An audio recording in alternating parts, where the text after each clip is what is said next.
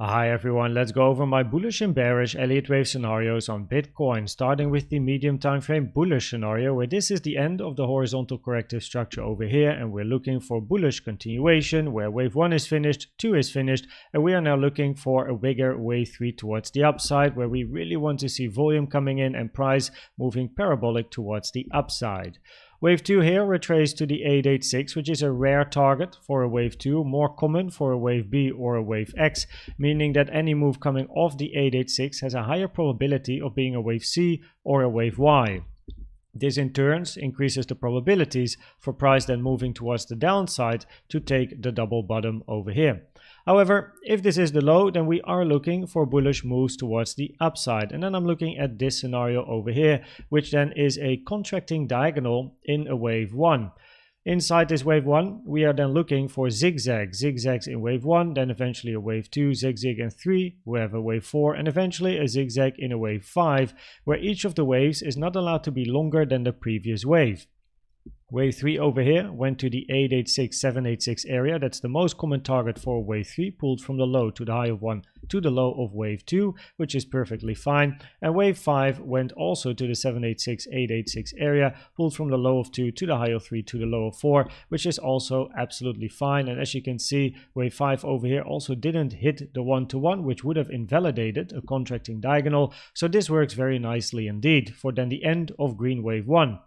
Then we're looking for a WXY sideways double combo, with W being a zigzag, X being a flat, and because then wave W is a zigzag, wave Y only has two options left.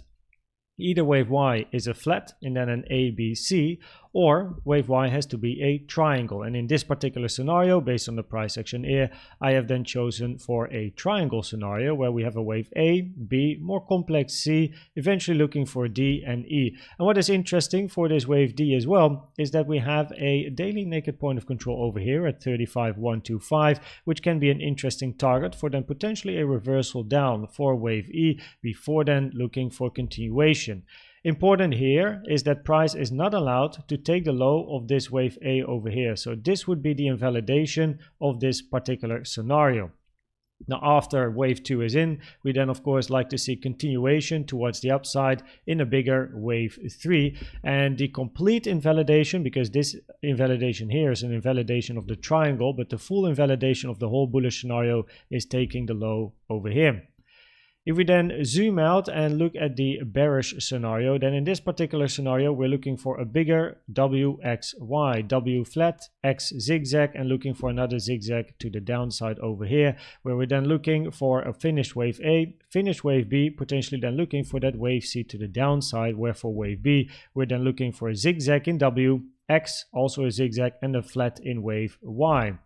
In this particular scenario, we could also still potentially look for a wave Y to be made higher, where then wave X is a W, X, and triangle, as mentioned just now in the other scenario. So you have a W zigzag, then you have a WXY in a complex structure for X, and then you're going to be looking for a wave Y to the upside.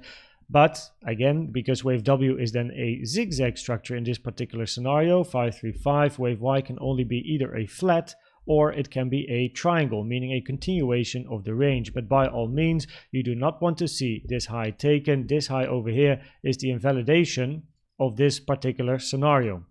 Now, I went to the lower time frames on, let's say, the 5 minute during this move towards the downside, just to see like, hey, is there a scenario without overlap here?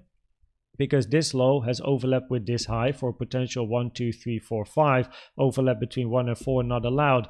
But if we look locally, potentially you have a 1, 2, 3, 4 and then an extended wave 5 over here, 1, 2, 3, 4, and ending here. It's not pretty. It's not something I really like to see. Also, an extended wave 5 is rare, so take it with a grain of salt. But there is potentially a scenario where there is no overlap between 1 and 4 here. Again, not pretty, but yeah, you know, there is that slight probability, I suppose, where then you're going to be looking for a wave C to the downside, meaning an impulse.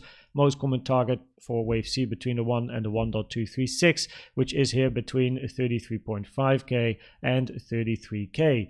If we then zoom in to another bearish scenario here, then we're going to be looking for a B, C, but this time it's a flat. So 3 waves in wave A, WXY, then looking for a WXY to the upside as well for a double zigzag over here inside wave B, where the common target for wave B is between the 1 and the 1.236 over here, which is around this high, but that's also a potential regular flat target for then a potential A, B, and then a wave C to the downside, where then wave C will take these lows over here. As in a regular flat, you do want to take the low of A, meaning you're going to grab the liquidity that is resting over here before then continuation to the upside. This is just in case price is moving towards the upside. We should still remember this bearish scenario as well, just in case. Of course, it all depends how price moves to the upside. If it is very, very impulsive, high volume move, then of course, you have to think twice, but we have to observe the reaction as we always do on the channel. Now, if we then look at the high being in and a potential bearish move towards the downside over here, which potentially fits this scenario in a WXY, right? If we then zoom in to this structure, because if we're looking for C, we want to see a wave 1, 2, continuation to the downside in a wave 3. Then if I zoom in to the 15-minute, then over here, we could have a potential wave 1 to the downside. Yes, in a diagonal, 1, 2, 3, 4, 5, all nice, all good.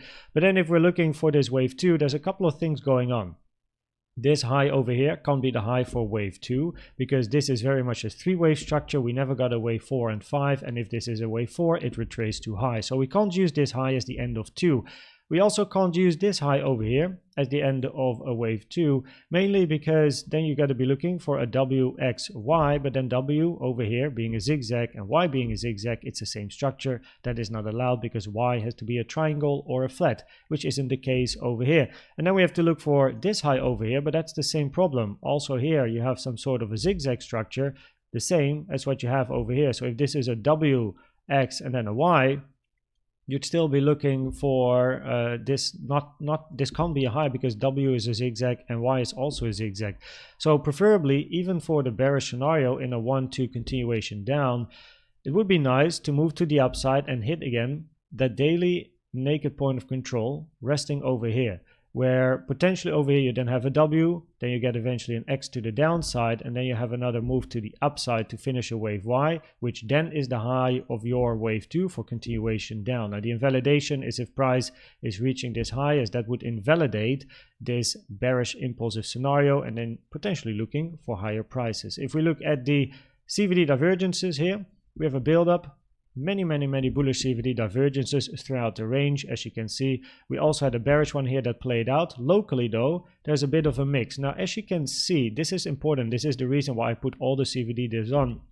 As you can see, from the low here and the low here, there has been continuous bullish CVD divergences, and that is something we have to keep in mind also with the bearish scenarios where, yeah, we got a bit of a bullish one here that played out. This one hasn't yet played out. Also, these over here haven't yet played out, the bullish CVD divergences. These bearish ones did already play out. But the continuous buildup of bullish CVD divergences is at least something we have to keep in mind because there is pressure to the upside, absorption of market shorts, which we have to keep in mind with the scenarios as well for a potential push to the upside, which if these are the bullish CVD divergences that are going to play out, can be quite a quick move indeed. If we then finally look at the probabilities of the different scenarios, then as you can see, I got a little bit of a story for you over here. So on a medium time frame with this scenario, just because the 886 is touched in general, probabilities from an Elliott Wave point of view are saying, hey, there's higher probabilities to take the low from an Elliott Wave point of view.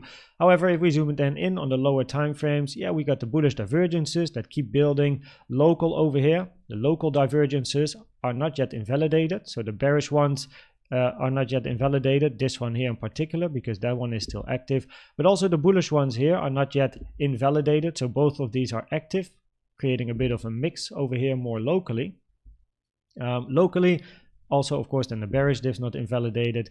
Keeping an eye on the 35 4K high and 35 4K low. If this high is taken, probabilities increase to move up, especially if you can flip the daily, which is also sitting over there at 35.4K, as you can see over here. So the moment you can get above and flip it, probabilities really increase for a move to the upside, or taking this high already increases probabilities for a bit of a move towards the upside. And if you take the 34.4K low, meaning this low, probabilities increase for a move to the downside. So that is making it very, very easy, right? Take this high, observe the reaction at the daily, higher probabilities for up. Take this low, observe the reaction at the support box that we still have over here at 34 to 34.5k basically, but then in general higher probabilities for a move towards the downside. On the micro, which is when I zoomed in over here, wave A is questionable in the triangle scenario, which is this scenario over here, because wave A has to be a zigzag and it looks a little bit like a 5-wavy type of structure, so a little bit questionable for the bulls. But the high of a wave 2 is questionable for the bears. As mentioned, when you zoom in very, very locally, it's currently not easy to find a high of a nice wave 2 for then a wave 3 to the downside. So that is questionable for the bulls, and that is why I also wrote neutral over here. Areas of interest, target box below, observe the reaction. Probabilities increase for further lows if you take this low. Take the 35.4k highs, this high over here, and then flip the daily. Probabilities increase for continuation to the upside, making it very easy over there. I hope this video was helpful or valuable to you. Please check out the most recent educational video I've made about the best trading indicator you can use. And for now, thanks for watching and subscribing, and I'd like to see you at the next one. Bye bye.